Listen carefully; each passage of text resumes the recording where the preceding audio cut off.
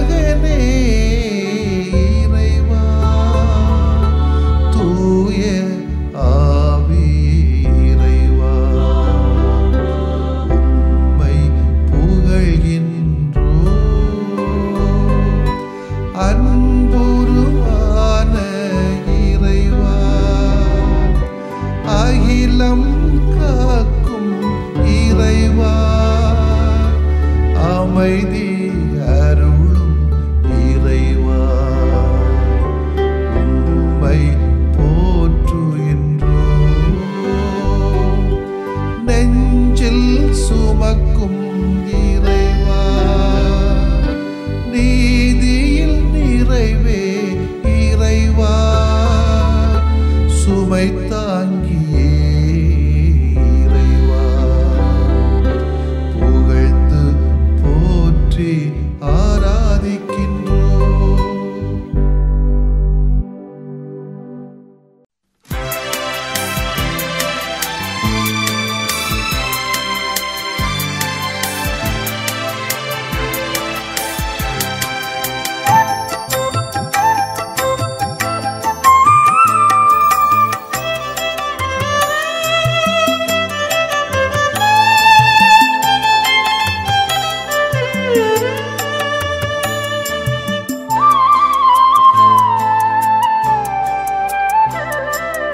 அணையாத சுடராய் உனக்காக எரிய அழியாத அன்போடு வந்தேன் புது பலியாக நானாகி பணிவாழ்வு புரிய அகலாக என் நெஞ்சம் தந்தேன் நான் அகலாக என் நெஞ்சம் தந்தேன் அணையாத சுடராய் உனக்காக எரிய அழியாத அன்போடு வந்தேன் புது பலியாக நானாகி பணிவாழ்வு புரிய அகலாக என் நெஞ்சம் தந்தேன் நான் அகலாக என் நெஞ்சம் தந்தேன்.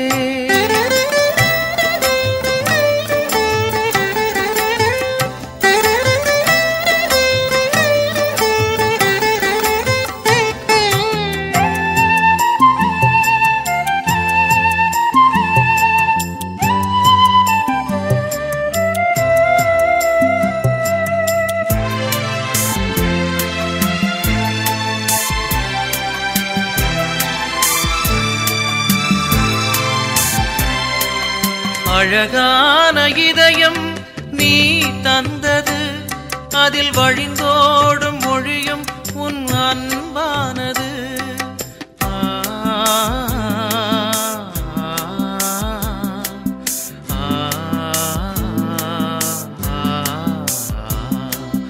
அழகான இதயம் நீ தந்தது அதில் வழிந்தோடும் மொழியும் உன் அன்பானது அன்பாவும் அன்பே என் வாழ்வாகிட அன்பாவும் அன்பே என் வாழ்வாகிட இனி எனதான எல்லாமே உன் சொந்தமே அணையாத சுடராய் உனக்காக எரிய அழியாத அன்போடு வந்தேன் புது பலியாக நானாகி பணிவாழ்வு புரிய அகலாக என் நெஞ்சம் தந்தேன் நான் அகலாக என் நெஞ்சம் தந்தேன்.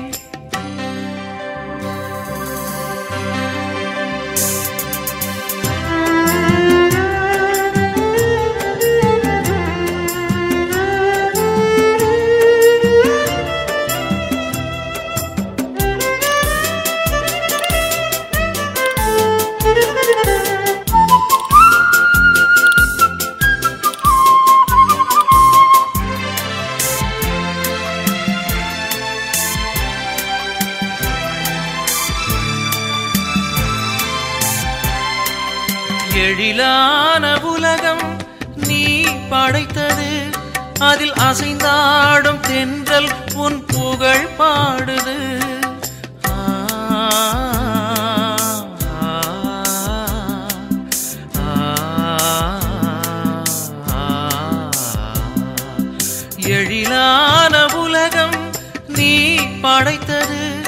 அதில் அசைந்தாடும் தென்றல் உன் புகழ் பாடுது.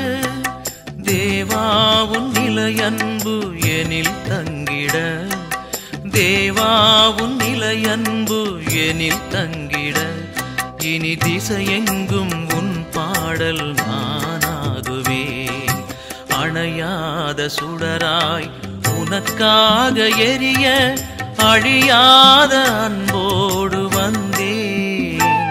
புது பலியாக நானாகி பணிவாழ்வு புரிய அகலாக என் நெஞ்சம் தந்தேன். நான் அகலாக என் நெஞ்சம் தந்தேன். அணையாத சுடராய் உனக்காக எரிய அழியாத அன்போடு வந்தேன். புது பலியாக நானாகி பணிவாழ்வு புரிய அகலாக என் நெஞ்சம் தந்தேன்.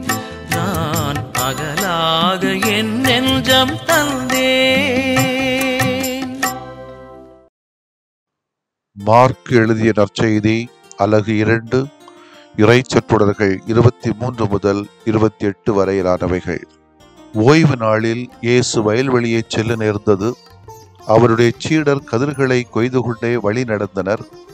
அப்பொழுது பரிசேயர் இயேசுவிடம், பாரும், ஓய்வு நாளில் செய்யக்கூடாததை ஏன் இவர்கள் செய்கிறார்கள் என்று கேட்டனர். அதற்கு அவர் அவர்களிடமும், தாமும் தம்முடன் இருந்தவர்களும் உணவின்றி பசியாய் இருந்தபோது தாவீது என்ன செய்தார் என்பதை நீங்கள் வாசித்ததே இல்லையா? அபியத்தார் தலைமை குருவாய் இருந்தபோது தாவீது இறை இல்லத்திற்குள் சென்று குருக்களை தவிர வேறு எவரும் உண்ணக்கூடாத அர்ப்பண அப்பங்களை தாம் உண்டதுமன்றி தம்மோடு இருந்தவர்களுக்கும் கொடுத்தார் அல்லவா என்றார்.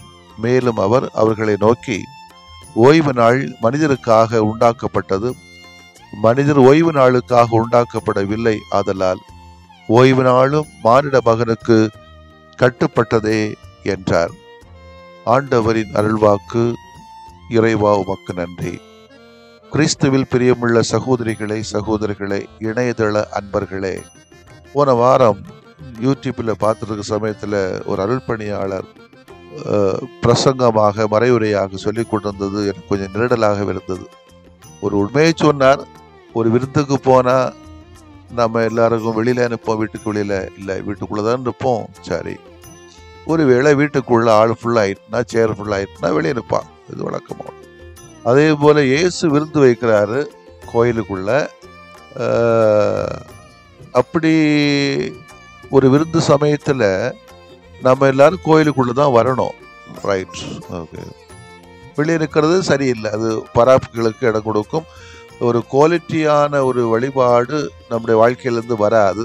ஒரு பராக்குகளுக்கு இடம் கொடுக்கும். இதில் முக்கியமாக அவர் சொல்றது, அப்படி உள்ள வராதவங்க, வெளியே நின்றுட்டு இருக்கிறவங்க, ஒரு வார்த்தையை போட்டார், சபிக்கப்பட்டவர்கள் என்று. இந்த வார்த்தைகள் நமக்கு ஒத்து வராத ஒன்று என்பது என்னுடைய பார்வை. கடவுளோ இயேசுவோ நிச்சயமாக மக்களை வேண்டுமென்றே சபித்ததாக வரலாறு இல்லை. கடவுளின் பார்வை வேறு, மனித பார்வைகள் வேறு. நாம் பெஸ்டாக இருக்க வேண்டும் என்று ஆசைப்படுகிறோம். பெஸ்டாக இருப்பதையே நினைக்க வேண்டும், எடுக்க வேண்டும் என்று விரும்புகிறோம். பெஸ்டாக நடக்க வேண்டும் என்று ஆசைப்படுகிறோம். ஆனால் அது எல்லா நேரத்திலும் ஒத்து வராது. பெஸ்ட் நெக்ஸ்ட் ஒஸ்டாக மாறலாம், அல்லது லீஸ்டாக மாறலாம், அல்லது பெட்டராக மாறலாம், இன்னும் அது பெஸ்டாக மாறலாம், அதை விட பெஸ்டாக மாறக்கூடிய வாய்ப்புகள் இருக்கலாம். மனித பார்வை, கடவுளின் பார்வை என்ன என்பது இங்கே முக்கியம்.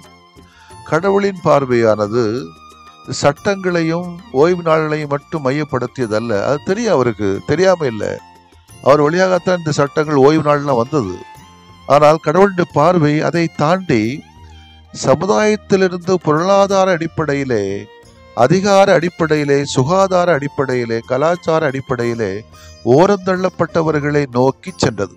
அதனால்தான் கடவுள் சவுலை தேர்வு செய்யாமல், ஈசாயின் 7 பிள்ளைகளை தேர்வு செய்யாமல், ஒதுங்கி வாழ்ந்த தாவீதை தேர்வு செய்கிறார் என்பதை கடவுளின் பார்வையாக பார்க்கிறோம். கடவுளின் பார்வையும் மக்களின் பார்வை எந்த அளவிற்கு வேறுபட்டு காணப்படுகிறது என்பதை சுட்டி காட்டுகிறது. இந்த தேர்வு தான் தாவீது பீடத்திலே சென்று அப்பங்களை எடுத்து பசியால் இருந்தவர்களின் பசி தீர்க்க செய்கிறது. மனிதனின் பெஸ்ட் கண் பார்வையிலே முடங்கி விடுகிறது. ஆனால் கடவுளின் பெஸ்ட் கசிந்த இதயத்தை நோக்கி இருக்கிறது. நம்முடைய பார்வையும் எங்கு இருக்கிறது? பயிர் முக்கியமா? வேலி முக்கியமா? மனிதன் முக்கியமா? சட்டம் முக்கியமா?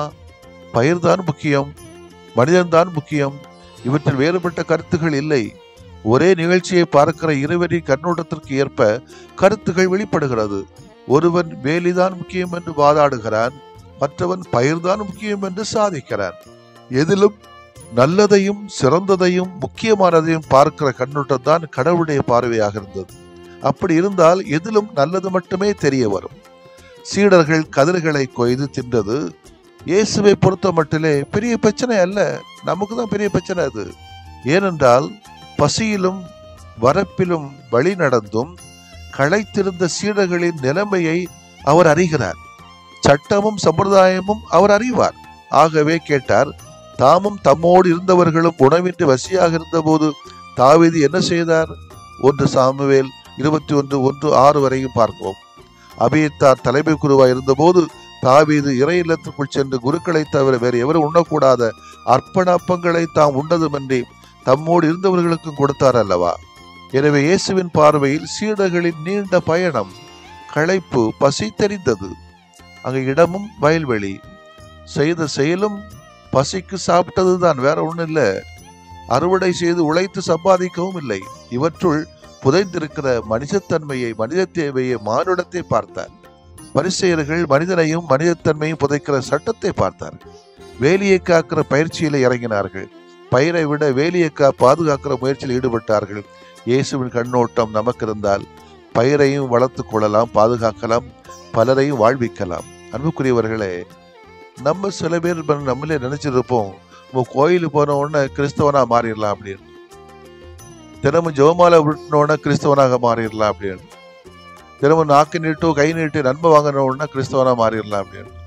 அதல்ல, அது வேண்டாம் என்று சொல்லவில்லை. இவைகளை எல்லாத்தையும் உள்ளடக்கி கொண்டு நம்முடைய கடவுளை உண்மையாகவே தேடி சென்று அதை வாழ்விலை வெளிப்படுத்துகிற பொழுதுதான் நீ கிறிஸ்தவனாக மாற முடியும்.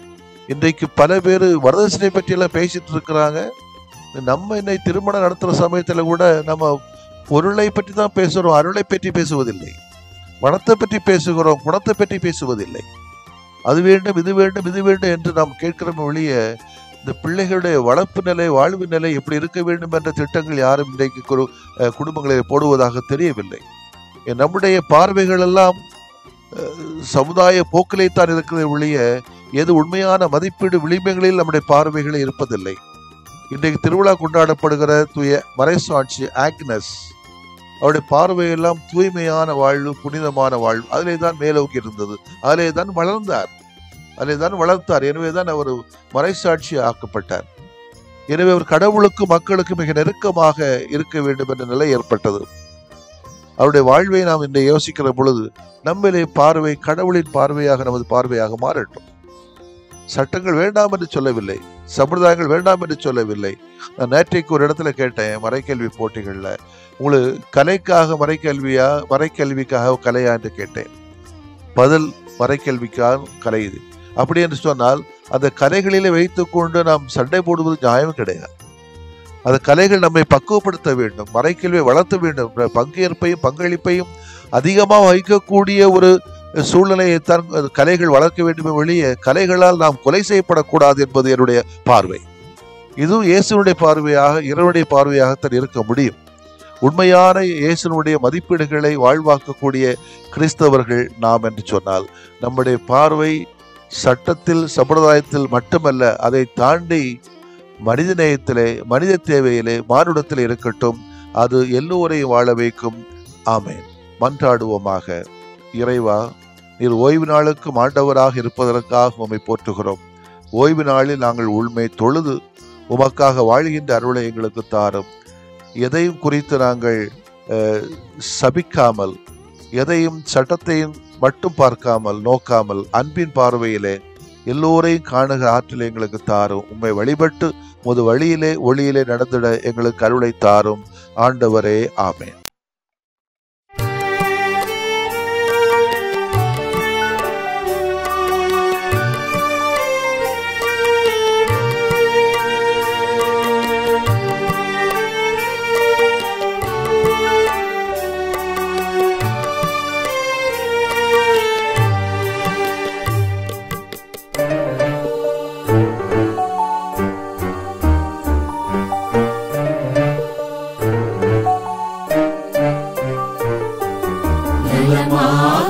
யாம் வாழ வரம் தாருமே எம் நிலை மாற்றி உனில் வாழ நலம் தாருமே நலமாக யாம் வாழ வரம் தாருமே எம் நிலை மாற்றி உனில் வாழ நலம் தாருமே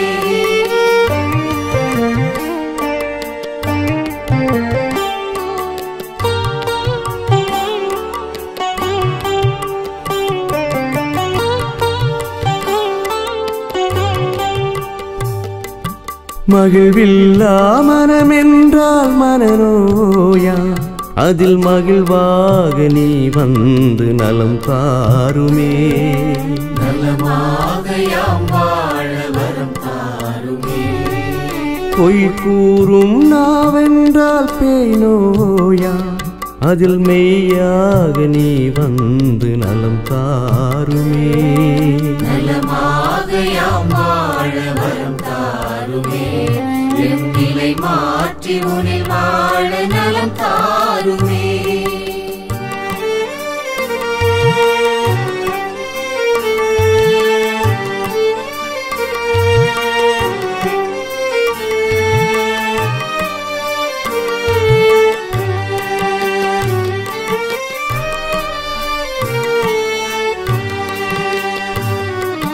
பாராட்டா பண்பென்றால் பகை நோயா அதில் பண்பாக நீ வந்து நலம் தாருமே நலமாக யாம் வாழ வரம் தாருமே சினமொன்றே குணமென்றால் சிரம் நோயா அதில் சிரிப்பாக நீ வந்து நலம் தாருமே நலமாக யாம் வாழ வரம் தாருமே எம் நிலை மாற்றி உனில் வாழ நலம் தாருமே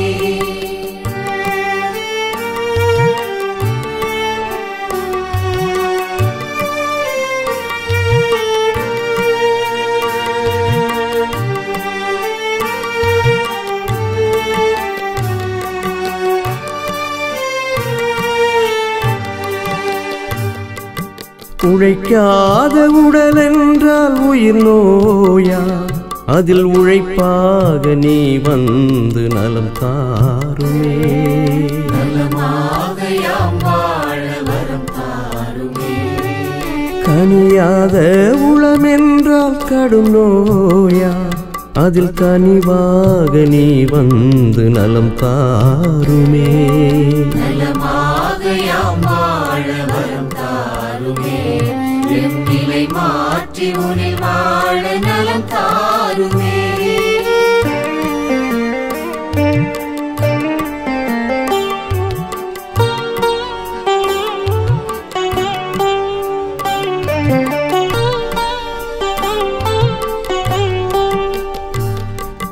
நல்லெண்ணம் இழந்திட்டால் உளநோயா அதில் நல் உணர்வாய் நீ வந்து நலம் தாருமே நலமாக யாம் வாழ வரம் தாருமே நம்பிக்கை களைந்திட்டால் வாழ்வில்லையா அதில் நலமாக்கும் நீ வந்து வாழ்வாகுமே நலமாக யாம் வாழ வரம் தாருமே எம் நிலை மாற்றி உனில் வாழ நலம் தாருமே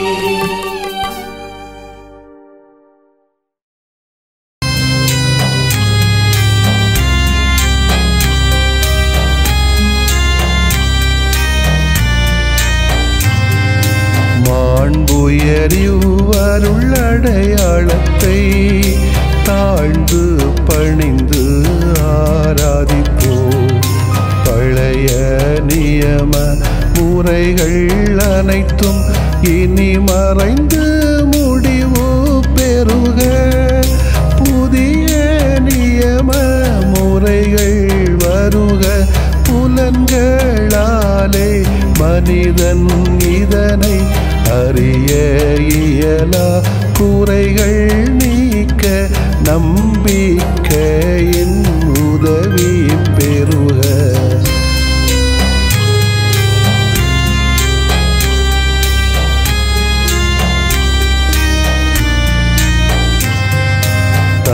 தந்தை அவர்க்கும் மகன் அவர்க்கும் புகழ்ச்சியோடு வெற்றியாக்கும். மீட்பின் பெருமை மாட்சிமையோடு வலிமை வாழ்த்து யாவுமாக இருவரிடமாய் வருகின்றவராம் தூய ஆவியானவர்க்கும் அளவில்லாத சமப்புகழ்ச்சி என்றுமே உண்டாகுக. ஆமென். வானின்று அவர்களுக்கு அப்பமளித்தீரே,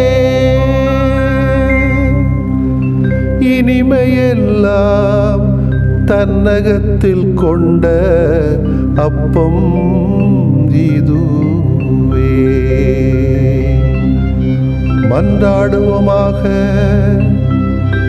இறைவா, இந்த வியப்புக்குரிய அருளடையாளத்திலே உம்முடைய பாடுகளின் நினைவை எங்களுக்கு விட்டு சென்றீ. உம் திருவுடல் திருரத்தமாகியவற்றின் தூய மறைபொருளை வணங்கும் நாங்கள் உமது மீட்பின் பயனை இடைவிடாமல் துய்த்து உணர்ந்து மகிழ அருள்வீராக. தந்தையாகிய இறைவனோடும் தூய ஆவியாரின் ஒன்றிப்பில் இறைவனாய் என்றென்றும் வாழ்ந்து ஆட்சி செய்கின்ற உம்மை மன்றாடுகிறோம்.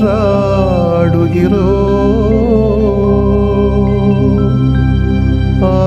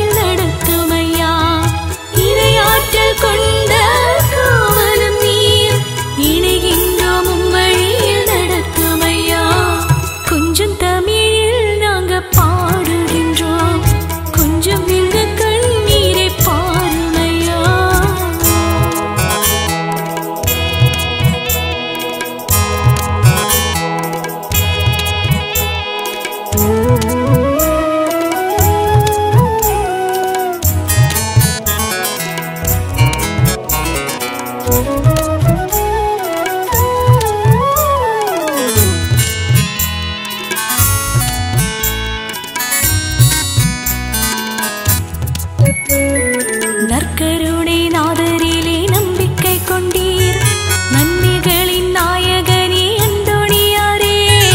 நற்கருணை நாதரிலே நம்பிக்கை கொண்டீர், நன்மைகளின் நாயகனே அந்தோணியாரே. பாச பகிர்வினையே பண்பாய் கொண்டவரே, பாச பகிர்வினையே பண்பாய் கொண்டவரே. எம் இறை ஒளிவாய் மயிலக்கடம் நீர், இணைகின்றோம் உம்மழியில் நடத்துமையா. இறை ஒளிவாய் மயிலக்கடம் நீர், இணைகின்றோம் உம்மழியில் நடத்துமையா. கொஞ்சம் தமிழில் நாங்க பாடுகின்றோம், கொஞ்சம் இங்க கண்ணீரை பாருமையா. கொஞ்சம் தமிழில் நாங்க பாடுகின்றோம், கொஞ்சம் இங்க கண்ணீரை பாருமையா. கொல்லும் நஞ்சை சுவைத்தவரே, கொஞ்சம் பேசி மகிழ்ந்தவரே. கொல்லும் நஞ்சை சுவைத்தவரே, கொஞ்சம் பேசி மகிழ்ந்தவரே. கொண்டாடி கரம் கோர்த்தோம் அந்தோணியாரே, கொஞ்சம் தமிழில் நாங்க பாடுகின்றோம், கொஞ்சம் இங்க கண்ணீரை பாருமையா. கொஞ்சம் தமிழில் நாங்க பாடுகின்றோம், கொஞ்சம் இங்க கண்ணீரை பாருமையா. கொஞ்சம் தமிழில் நாங்க பாடுகின்றோம், கொஞ்சம் இங்க கண்ணீரை பாருமையா.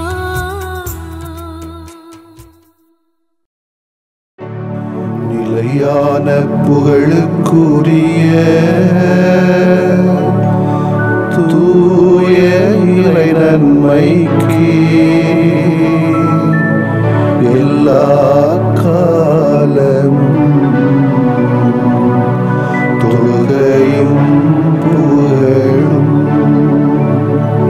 போற்றியும் ஆட்சிமையும் உண்டாக கடவது. போற்றியும் ஆட்சிமையும் உண்டாக கடவது. தந்தை, மகன், தூய ஆவியாரின் பெயராலே ஆமென்.